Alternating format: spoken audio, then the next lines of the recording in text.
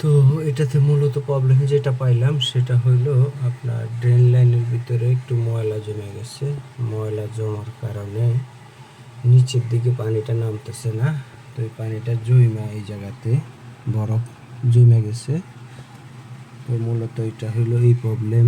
ফ্রিজের মধ্যে বড় কোনো সমস্যা হয় নাই, এটা একটা ছোট সমস্যা। তো ইনশাল্লাহ সমাধান করে দিব। AC, fridge, micro oven, washing machine যে কোনো প্রয়োজনে ইনশাল্লাহ যোগাযোগ করতে পারেন। এটা একটা ইনভার্টার ফ্রিজ স্যামসাংয়ের। তো ইনভার্টার ফ্রিজগুলো হচ্ছে আপনার ঠিক মতো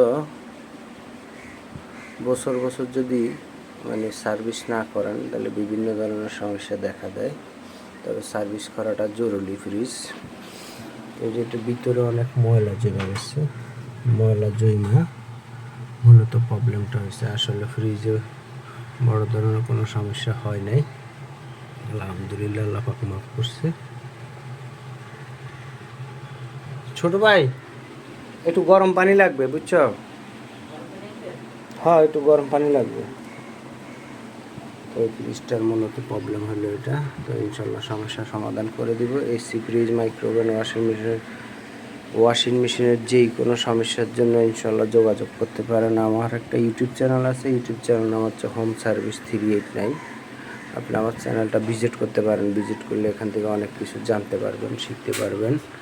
আর যদি কোনো কিছু না বুঝেন ফোন দিতে পারেন ইনশাল্লাহ। তো আমি বেশিরভাগই টেকনিশিয়ানদেরকে সার্ভিস দিয়ে থাকি বিভিন্ন সমস্যার কারণে। অনেক টেকনিশিয়ানে ফোন দেয় আল্লাহর রহমতে। দুবাই, আবুধাবি, কাতার, ওমান, ইতালি বিভিন্ন জায়গা থেকে ফোন দেয়। তবে সব আমার দেশি ভাইয়েরা ফোন দেয় যারা বিদেশে যায় বিভিন্ন সমস্যার জন্য। আমি ভিডিও কলে সমস্যার সমাধান করে দিয়ে থাকি। আপনার যদি প্রয়োজন হয় ইনশাল্লাহ যোগাযোগ করতে পারেন।